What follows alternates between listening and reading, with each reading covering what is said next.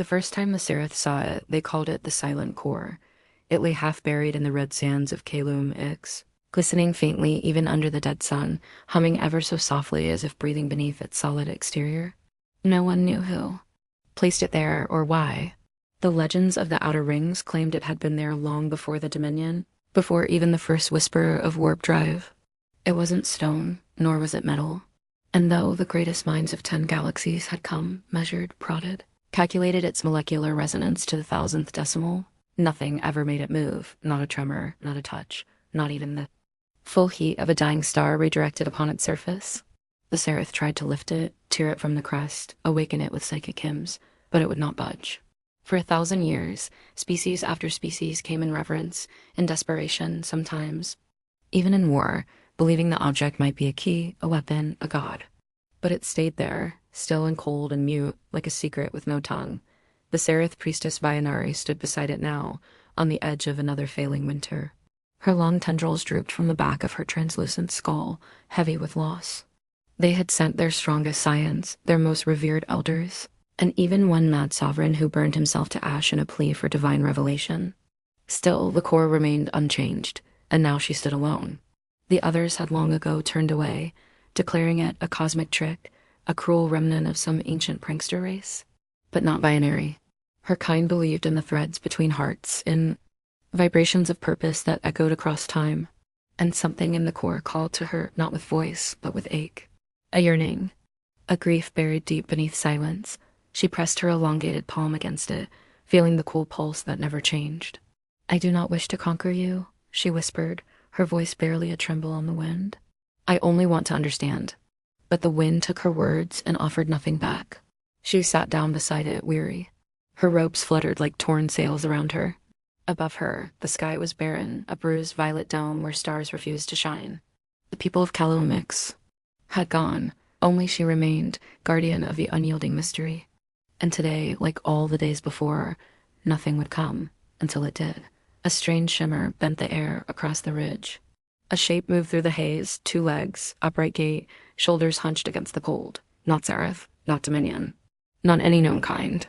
The being stumbled, then walked, then stopped at the edge of the ruin where cracked monuments bore ancient glyphs that no one had read in centuries. He was smaller than Vianari expected and softer, wrapped in what looked like worn cloth and stitched leather. His skin was pale, flushed from the cold, and his breath came in little puffs that caught the light like dust motes. He saw her. He saw it, and he didn't flinch.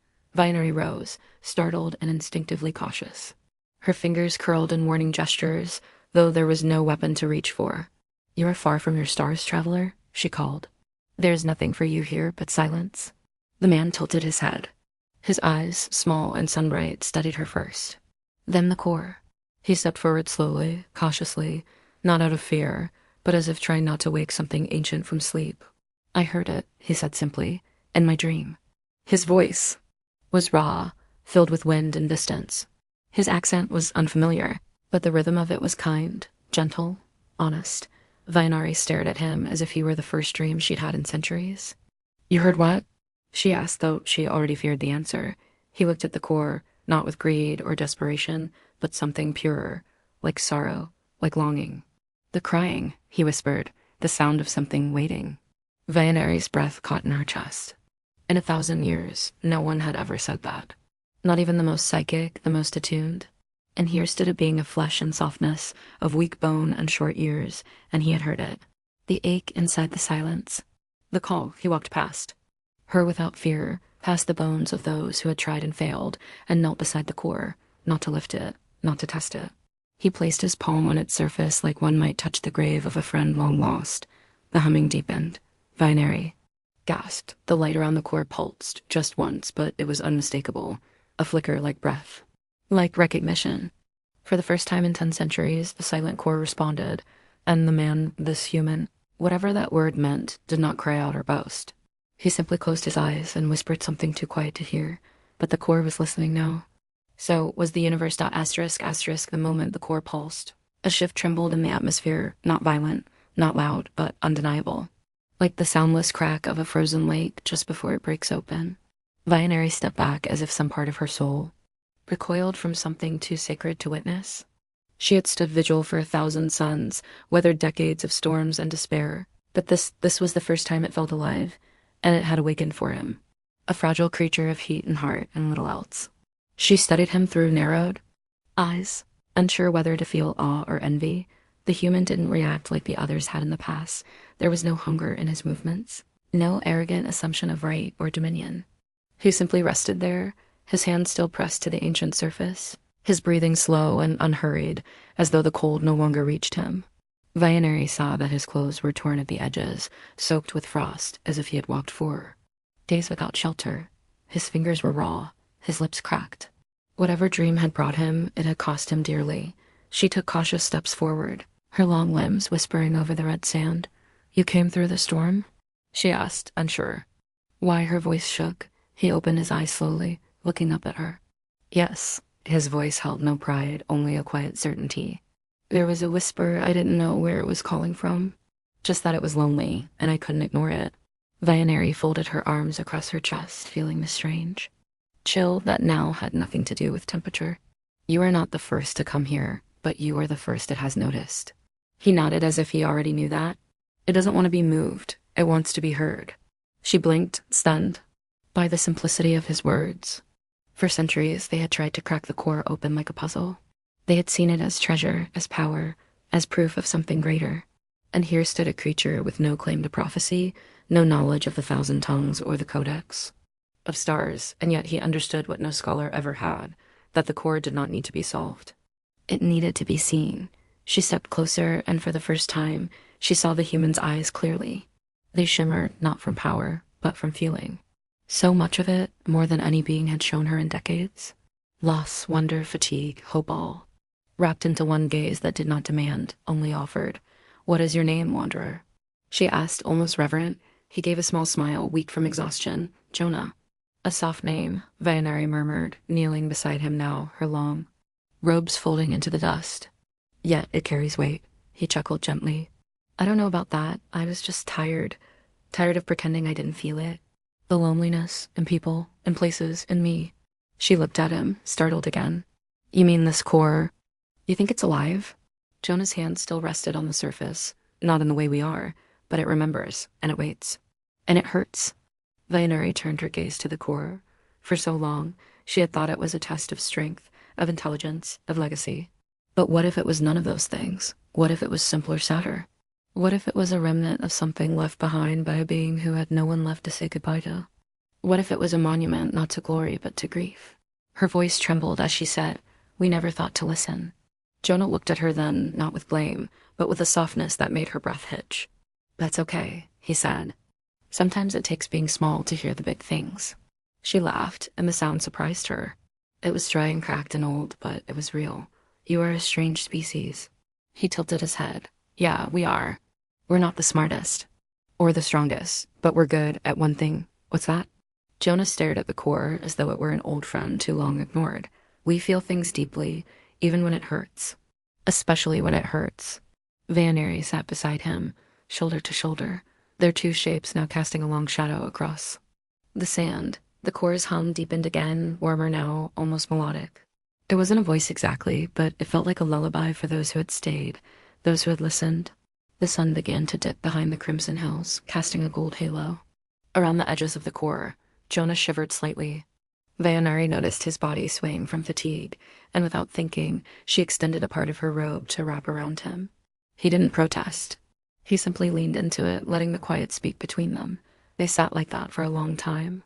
Two strangers joined by something more ancient than either of them. Not a weapon, not a machine, but a grief no one else had dared to touch Dot, and for the first time in 1,000 years, the silence felt shared. The nights on Calum Ix were longer than Jonah was used to. There was no moon here, only a heavy hush that pressed against the atmosphere like a hand holding the planet still. The stars, faint and distant, blinked behind layers of ice cloud, offering no comfort, only reminders of how far everything truly was. Jonah sat close to the core, the ancient monolith now pulsing faintly beneath his hand, as if it had found a heartbeat. Vianeri sat beside him, her long limbs folded like scaffolding, her luminous eyes not watching the stars, but watching him. She had once been a guardian of silence, but now her ears bent toward something softer, a story not etched in stone, but spoken in breath. He told her about Earth. Not the banners or battles or gleaming cities, not the statistics or strategic alliances, but the things that mattered to him. He spoke of his grandmother's old house by the lake, where summer tasted like salt and apricots and the nights buzzed with warm insect lullabies. He spoke of his brother who'd vanished during the evacuation of Titan Station, how he still wore his jacket as if that might keep the memory close. And he spoke of the loneliness that grew like frost inside him after that loss, how even among crowds, he felt like a ghost with no tether.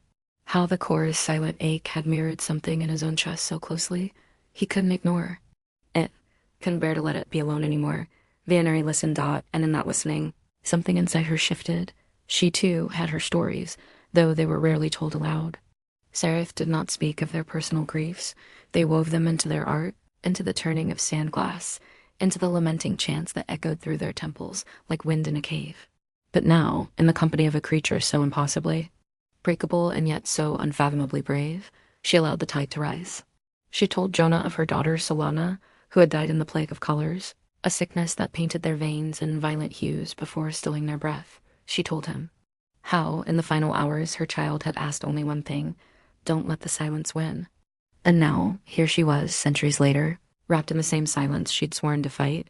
Jonah said nothing for a long time. He didn't offer solutions. He didn't say it's okay or she's in a better place. He simply reached out with his frostbitten fingers and gently touched Vayanari as armed out not as a savior, but as someone who understood. The core pulsed again beneath them, and this time the hum had a note of warmth, like music too slow to be heard, but too deep to be ignored. It was responding to them, not because they were mighty or wise, but because they were together. Two broken pieces finding shape beside each other, not to become whole, but to become heard. Time moved strangely on Calum X. There were no clocks, only the way the cold shifted, the way breath turned to mist, the way light faded from one color to the next. But somehow, in that strange cadence, Jonah and Vayanari built something, an unspoken rhythm of presence. She brought him food from the outpost stores, warmed in stone pots. He repaired her broken solar flares with trembling fingers. At night, he hummed earth songs to the wind, and she answered with low, resonant chants from her people. The two melodies weaving together in imperfect but beautiful harmony. They stopped trying to understand the core, and because of that, they began to feel it. It wasn't a log. It wasn't a test. It was a scar. A wound so old it had become stone. But like any wound, it remembered the hands that touched it gently. It remembered the voices that didn't ask it to change, only to be. One night, as the violet wind howled through the crests and the stars blinked into hiding, the core shimmered with a sudden silvery light. Vayanari jumped to her feet, defensive by instinct. But Jonah remained seated, his eyes calm. "It's not dangerous," he whispered. "It's morning." Vayanari stared as ghostly images hovered around the core figures with elongated limbs, and eyes like mirrors, a whole race whose shapes blurred and flickered like echoes. They stood tall and proud, yet somehow hollow. Then a final image bloomed, a single figure kneeling before a monument, alone. Then all was still. It was a memory, not of battle or discovery, but a farewell, a goodbye cast into the cosmos, waiting for someone to finally listen. Jonah looked at Vayanari and whispered, "It was never about unlocking it. It was about honoring the loss." And that was when she realized this human had not just come to solve a mystery. He had come to grieve with it, to carry its sorrow when no one else would. He was not a conqueror. He was a companion. And somehow, impossibly, that was more powerful than anything she had seen in her long, sorrow-laced life. Asterisk, asterisk, asterisk. When the storm came, it was not the kind that moved clouds or lashed stone with wind. It arrived in the quiet, a slow, crawling dread that moved beneath the surface of the red sands, like breath beneath skin. Jonah felt it before Vayanari did. He woke in the deep hours of the false night, the glow of the core casting strange patterns across the ground, and his stomach turned with a sudden ache that was not his own. The pulse beneath the ancient object had changed. It no longer hummed, it trembled. He pressed his hand to it, trying to soothe whatever grief lingered in the vibrations. But the core had grown colder again, distant, as if something else had touched it in the night. Something unwelcome. Vayanari emerged from her shelter with her eyes narrowed to slits. Her tendrils fluttered with the stiffness of fear. "I felt it too," she said. "Something has shifted. The core's memory is not alone anymore." They stood in silence for a moment, their breath mingling in the frigid air. And Jonah whispered, "It's not just remembering now. It's warning." The truth arrived at dawn, not in light, but in shadow. A long-range scout vessel, old Dominion markings half scraped from its hull, landed in the canyon beyond the hill. The ship hissed as it settled, and from its belly, a figure stepped out in a slow, deliberate gait. Covered in black synth weave, its visor reflecting the dead sun, it moved like a specter born from gravity's bone-deep pull. Vayanari recognized the insignia before Jonah even saw the figure. She drew in a sharp breath. No, they found it. Who? Jonah asked. She didn't answer immediately. Her voice had become something low and bitter. The Order of the Fractured Sky, a remnant faction. They were once scientists until they began believing pain was the only path to understanding. They think the core holds a weapon, or a god, or both. The figure approached slowly, boots sinking into the dust until it stood within arm's reach of the core. Its voice, when it came, was hollow and filtered. "You made it sing," it said to Jonah without looking at him. "Do you know what you've done?" Jonah didn't move. I listened. The visor turned toward him. "Then you've opened the wound. And now it bleeds." Vayanari stepped forward. "It was never yours to claim. But it was never yours to hide," the figure replied. "We have waited centuries for the core to open. You think grief makes it sacred? No, grief makes it useful. Pain opens more doors than faith." Jonah clenched his fists. "You don't understand what this is." "I understand perfectly," the figure said, turning to the core with a kind of reverent hunger. "This object is a vault, a tomb of memory. And if it remembers destruction, then we can learn to replicate it." The air grew thinner. The core began to flicker, not in light, but in sensation waves of nausea and sorrow radiating outward and pulses. It was afraid. Jonah stepped between the figure and the core. "It's not a weapon." The man's voice turned sharp. "Move." "No."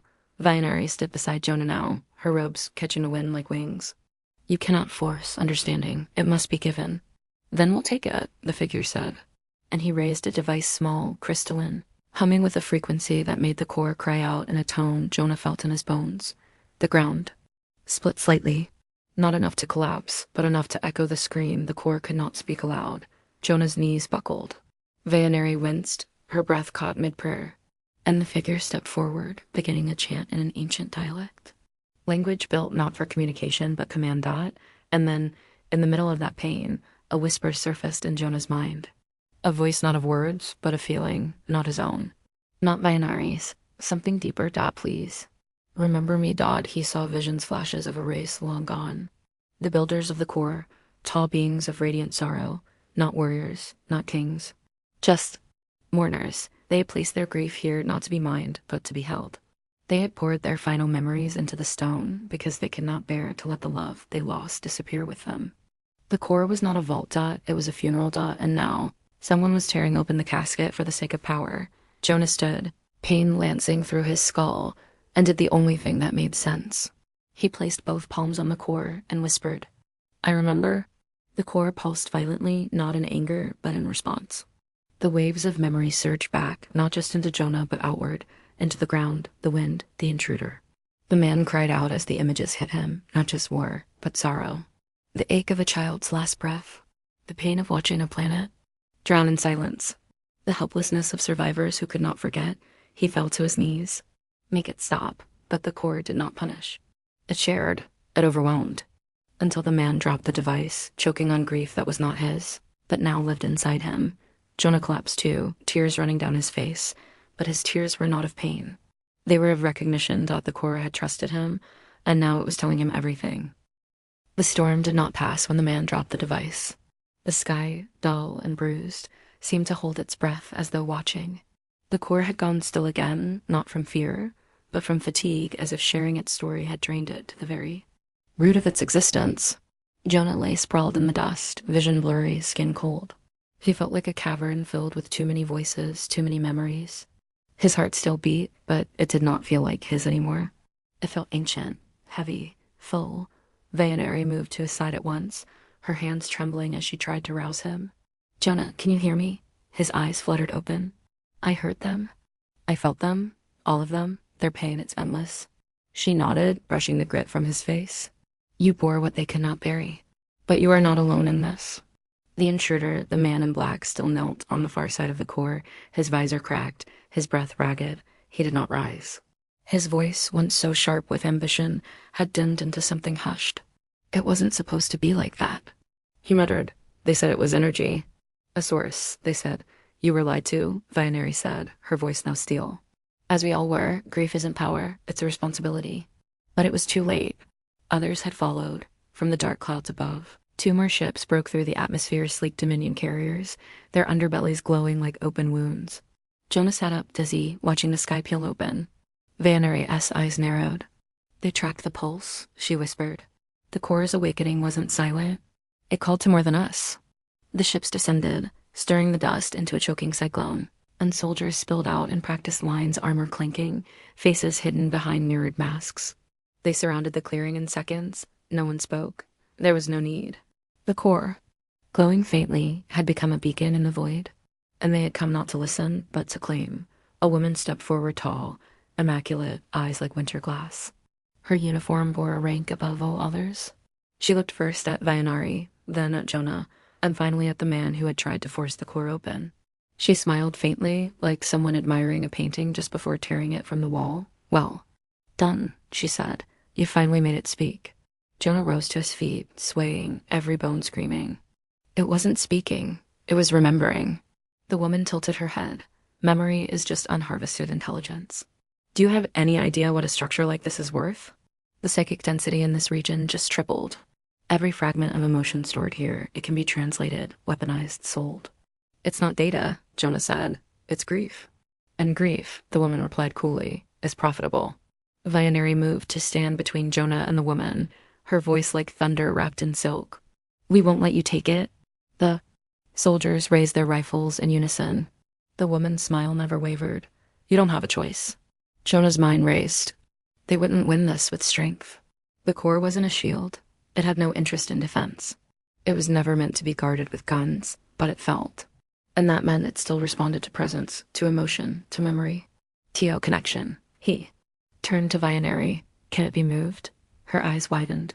No, not with force, but with intention. Jonah interrupted. She hesitated, then nodded. Perhaps, if it chose to follow a voice it trusted. The soldiers stepped closer. Jonah felt the cold edge of inevitability.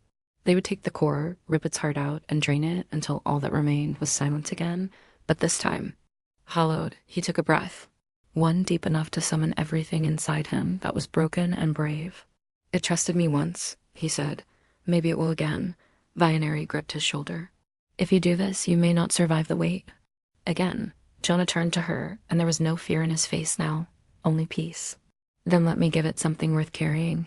He stepped forward, past the rifles, past the commander's smear, until he stood alone before the core. The soldiers barked orders, but the wind swallowed their words. Jonah pressed his hand against the stone once more and whispered, not in strength, but in surrender. I give myself freely. Take what you need, but don't let them turn you into a lie. And the core opened not like a door, not with hinges or light. It unfolded inward and outward at once, revealing a core of crystalline. Memory that pulsed like a heartbeat turned into light. The soldiers cried out, clutching their heads as wave after wave of emotion poured through them. Love, loss, joy, mourning. Every fragile human moment magnified at THOUSANDFOLD. And in that radiance, Jonah's body trembled, not because he was breaking, but because he was becoming something more. He had given himself not to be remembered, but to help something else remember the right way. And the core began to move. Asterisk, asterisk, the core moved with no sound, but its motion toward reality, like a whisper, turned to thunder. For 1,000 years, it had lain dormant, bound not by physics, but by grief unshared. Now, with Jonah's heart interwoven into its own, it lifted slowly, majestically from the sand. The ground quaked with the reverberation of ancient emotion. Set free, the red dunes parted like opening hands as light spilled from its center in waves that shimmered not with heat, but with memory, not destructive force remembrance made visible. It was no longer an artifact.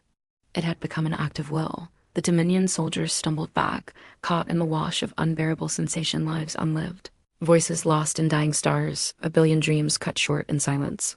Their training was built for war, for threat, for logic, not this. Not sorrow so pure it bled through their armor, like light through cracks an old stone dot at the heart of the unfolding. Brilliant stood Jonah Dot, or what remained of him. He had changed, not consumed, not erased, but transfigured.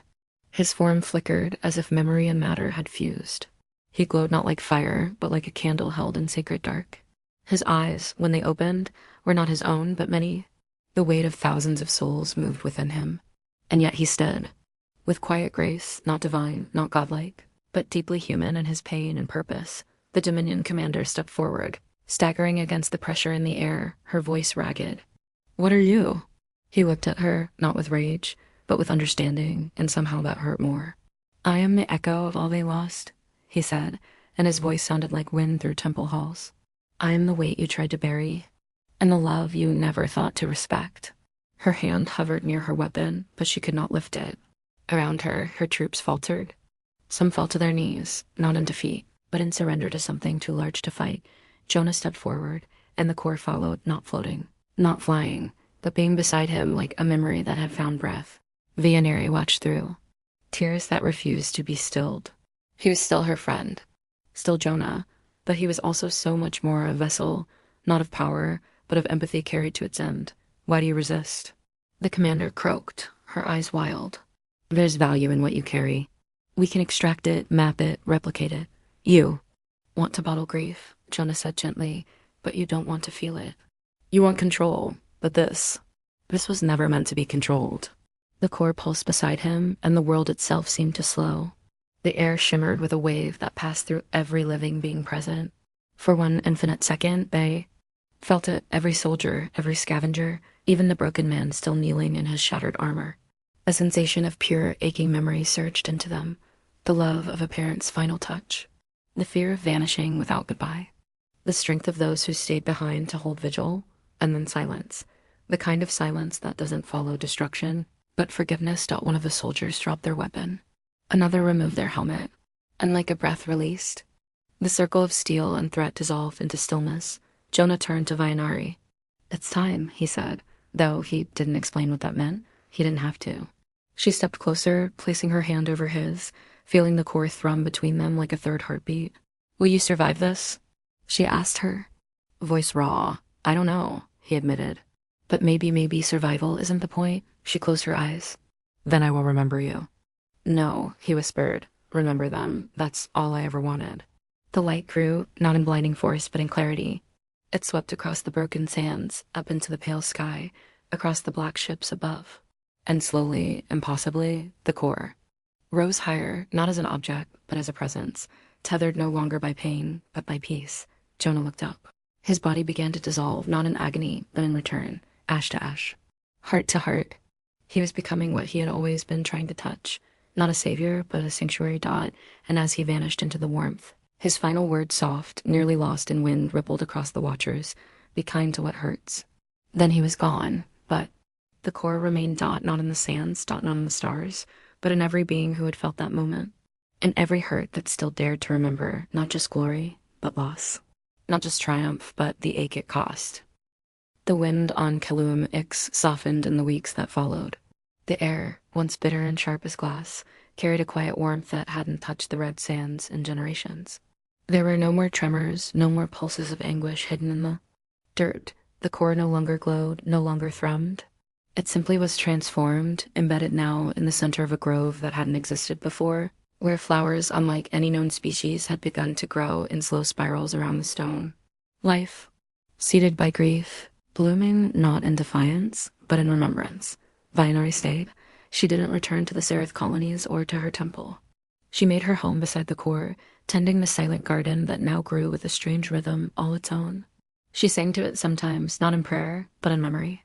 She spoke Jonah's name into the morning breeze. She whispered the stories he had told her, his grandmother's apricot tree, his brother's lost jacket, the way his eyes had softened when he'd seen the Corps for the first time. She carved none of it into stone. There was no monument, no shrine, just the flowers and the silence and the space where he had stood and offered all he had. The Dominion did not return word, had spread not as command, but as reverence among the outer systems, among old enemies and cautious allies. There came whispers of what had happened on Calum Ix, a tale not of conquest, but of sacrifice, of a human who made the Corps move not with strength or science, but with empathy. Some didn't believe it.